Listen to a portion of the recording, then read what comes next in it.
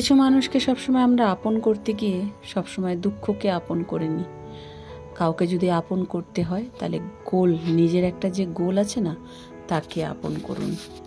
আমাদের দোষটা কোথায় বলুন তো? জানেন, আমাদের দোষটা হচ্ছে মানুষের কিছু পাওয়ার জন্য অপেক্ষা করতে জানে না, আর যেটা পেয়ে যায় সেটার কদর করতে জানে না। যদি কারোর সাথে ভুল ত্রুটি দেখতে পান তাহলে তার সাথে কথা বলুন। যদি সবার মধ্যে ভুল ত্রুটি দেখতে পান তাহলে সবসময় নিজের সাথে কথা বলবেন। পৃথিবীতে অনেক কষ্ট বেদনা ভোলার জন্য ডিলিট বাটন কিন্তু হয়তো তৈরি হয়নি, অনেক কিছু কিন্তু ডিলিট করার জন্য হয়েছে, কিন্তু কষ্টগুলো ভোলার জন্য ডিলিট বাটনটা কেন বলেন তো হলো না? তাহলে কি সুন্দর ডিলিট করে দিলেই কষ্টগুলোও ডিলিট হয়ে যেত, তাই না? তোমার যেখানে শান্তি লাগবে তুমি সেখানেই চলে যাবে, তোমার যেখানে শান্তি লাগবে না সেখানে কখনোই ভুল করেও যাবে না, পেছনে কখনোই দেখবে না। কিছু কিছু মানুষের মন কত অদ্ভুত, আসলে আমাদের মন কত অদ্ভুত। আমরা কাঁদি একটুখানি ভালোবাসার পাওয়ার আশায়, আমরা কষ্ট পাই একটুখানি কারোর মনের ভালোবাসা পাওয়ার আশায়। আবার কিছু কিছু মানুষ তো কাঁদে একটু সুখের আশায়। আবার কিছু মানুষ এক আকাশ ভরা ভালোবাসা, এক বুক ভরা ভালোবাসা পেয়েও তার তুচ্ছ করে ছুঁড়ে ফেলে দেয়, তাকে কোনোদিনও কদর করতেই জানে না। একটা জিনিস সবসময় মনে রাখবেন, কাজ হোক বা আঘাত হোক, যেটা পড়ে গেলে ভেঙে যায়, সেরকম কিন্তু সবসময় একটা মানুষের মনও কিন্তু চুরমার করে ভেঙে যায়। তাই জন্য কাউকে কোনো কথা বলার আগে ভেবে বলবেন, যেন অপর ব্যক্তিটা আপনার কথায় যেন ভেঙে চুরে না যায়। কাজ কিন্তু ভেঙে গেলে যেরকম জোড়া লাগানো যায় না, সেরকম কিন্তু মনটাও ভেঙে গেলে কিন্তু জোড়া অন্তত লাগানো যায় না। আমি একটা কথা সবসময় আগেও বলেছি, এখনো বলেছি, যে মানুষটা যতটুকু ভালোবাসার যোগ্য তাকে সবসময় ততটুকু ভালোবাসাই দেবেন। যেই স্থানে আপনার কদর আছে সেই স্থানেই আপনি যাবেন। যেখানে কোনোদিনও আপনার ভালোবাসা কদরের কোনো দাম নেই, সেখান থেকে একটুখানি দূরে থাকার চেষ্টাই করবেন।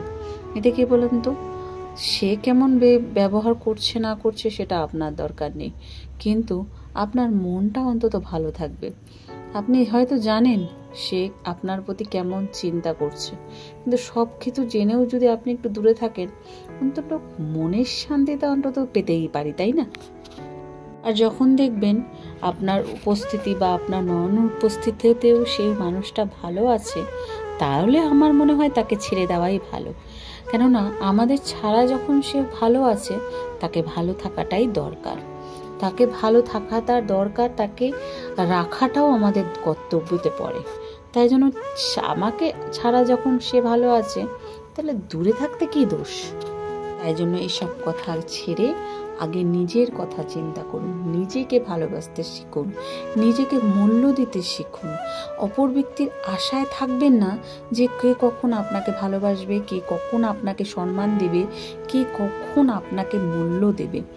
আপনি যদি নিজেকে ভালোবাসতে না পারবেন, নিজের মূল্য দিতে না পারবেন, তাহলে অপর ব্যক্তি কিন্তু আশা কোনোদিনও রাখবেন না। আর কে কী করছে সেটা বাদ দিন, নিজে সবসময় সত্যর পথে চলাতে ভুলবেন না, সত্য কথা বলতে ভুলবেন না। কিছু কিছু সম্পর্কে সবসময় ভুল বোঝাবুঝি থাকে, কেন বলুন তো? আমরা না সত্যি কথা বলতে ভয় পাই। সত্যি কথা বললে যদি সম্পর্কগুলো আমাদের ভেঙে যায়, কিন্তু ভেঙে গেলে ভেঙে যাক, মিথ্যে বলে সেই সম্পর্কটাকে টিকিয়ে রাখার থেকে আমার মনে হয় সত্যি বলে সেই সম্পর্কটাকে ভেঙে দেয় ভালো। কেননা আজ না হোক কাল সেই সম্পর্কটা ভেঙেই যাবে, তাহলে আজই ভেঙে যাক না, অন্তত একটু দুঃখ তো কমই পাবেন, তাই না? আমার না এক এক সময় মনে হয় কল্পনা জগৎগুলো এত ভালো, বাস্তব জীবন আর ভালো লাগে না, মনে হয় কল্পনা জগতেই থাকি। বাস্তব জীবনে যা বেদনা, যা কষ্ট, মানুষের যা রূপ, তা থেকে কল্পনা জগতেই থাকি। কল্পনা জগতে অন্তত একটুখানি ভালো থাকবে মানুষ। কিছু কিছু মানুষকে কিন্তু আমরা চিনি কে কেমন, কিন্তু এখন না সেই মানুষগুলোকে আর ইম্পর্টেন্ট দিতে মন হয় না, মনে হয় তাকে চিনেও না চেনার ভান করি, অন্তত নিজের একটু কষ্ট তো কমবে। কিছু কিছু মানুষ আছে আমাদের প্রতি এত শত্রুতামি, এত ঘৃণ্যে আমাদের করে, আর বলে বোঝানো আর যায় না।